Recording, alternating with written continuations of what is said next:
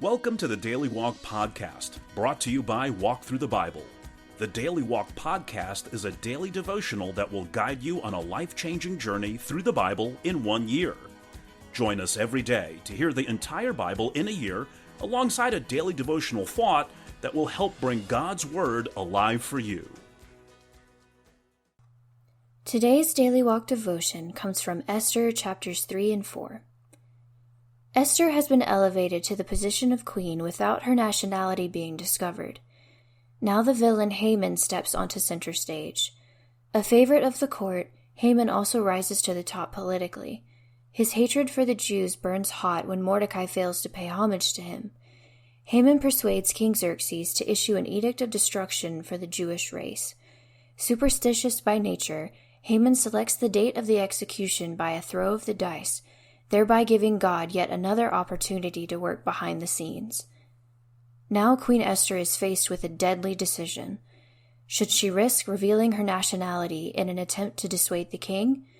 Or should she protect her life and silently watch while her countrymen are slaughtered? Now let's listen to Esther chapters 3 and 4. Esther 3. After these events, King Xerxes honored Haman, son of Hammedatha, the Agagite, elevating him and giving him a seat of honor higher than that of all the other nobles. All the royal officials at the king's gate knelt down and paid honor to Haman, for the king had commanded this concerning him.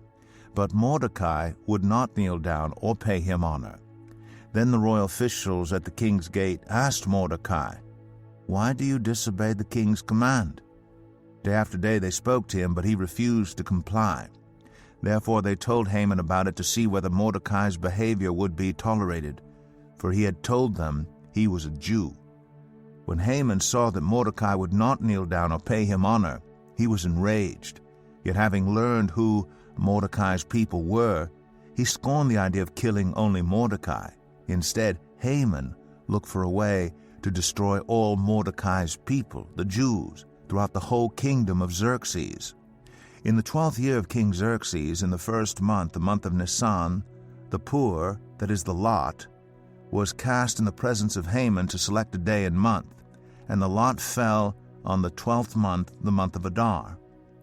Then Haman said to King Xerxes, "There is a certain people dispersed among the peoples in all the provinces of your kingdom who keep themselves separate. Their customs are different from those of all other people, and they do not obey the king's laws. It is not in the king's best interest to tolerate them. If it pleases the king, let a decree be issued to destroy them, and I will give 10,000 talents of silver to the king's administrators for the royal treasury." So the king took his signet ring from his finger and gave it to Haman, son of Hammedatha, the Agagite, the enemy of the Jews. "Keep the money," the king said to Haman, "and do with the people as you please." Then on the 13th day of the first month, the royal secretaries were summoned. They wrote out in the script of each province and in the language of each people all Haman's orders to the king's satraps, the governors of the various provinces, and the nobles of the various peoples. These were written in the name of King Xerxes himself and sealed with his own ring. Dispatches were sent by couriers to all the king's provinces with the order to destroy, kill, and annihilate all the Jews, young and old, women and children, on a single day, the 13th day of the 12th month, the month of Adar, and to plunder their goods. A copy of the text of the edict was to be issued as law in every province and made known to the people of every nationality so they would be ready for that day. The couriers went out, spurred on by the king's command, and the edict was issued in the citadel of Susa. The king and Haman sat down to drink, but the city of Susa was bewildered. Esther 4. When Mordecai learned of all that had been done, he tore his clothes, put on sackcloth and ashes, and went out into the city wailing loudly and bitterly. But he went only as far as the king's gate, because no one clothed in sackcloth was allowed to enter it. In every province to which the edict and order the king came, there was great mourning among the Jews, with fasting, weeping, and wailing. many lay in sackcloth and ashes. When Esther's eunuchs and female attendants came and told her about Mordecai, she was in great distress. She sent clothes for him to put on instead of his sackcloth, but he would not accept them. Then Esther summoned Hatak, one of the king's eunuchs assigned to attend her, and ordered him to find out what was troubling Mordecai and why. So Hatak went out to Mordecai in the open square of the city in front of the king's gate. Mordecai told him everything that had happened to him, including the exact amount of money Haman had promised to pay into the royal treasury for the destruction of the Jews.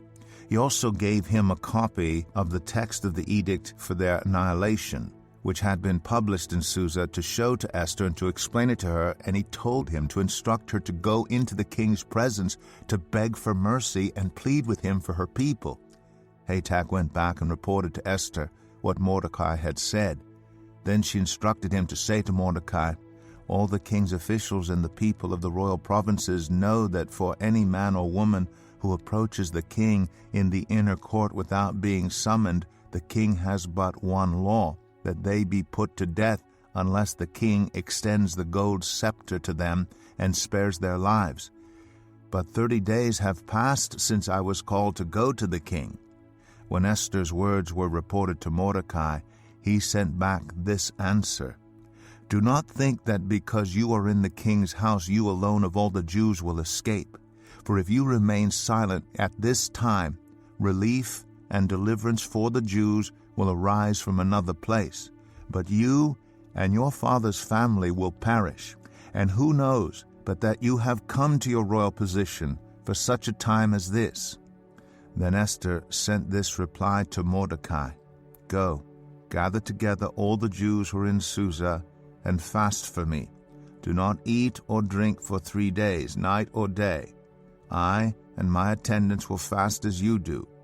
When this is done, I will go to the king, even though it is against the law.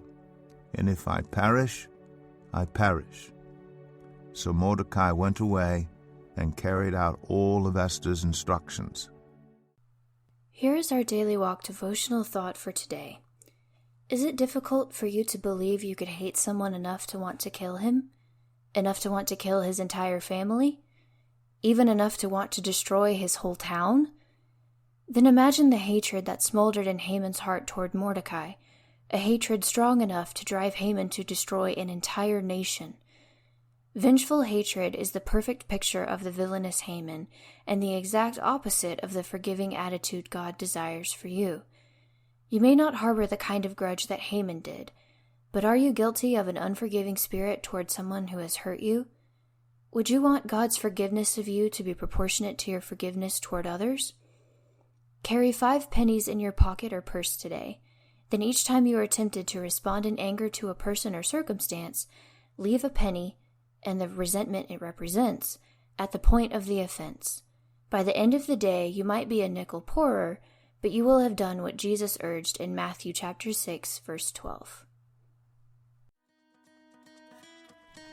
Thank you for joining us today for the Daily Walk podcast from Walk Thru the Bible. Be with us tomorrow as we continue our life-changing journey through the Bible in a year. Love this episode of the Daily Walk podcast? We'd love for you to rate and give us a review on iTunes or Google Play. Make sure you subscribe so you won't miss an episode as we walk through God's Word together. For more resources to help you live God's Word, visit walkthru.org. That's WALKTHRU.org. Walk through the Bible. Take a walk, change the world.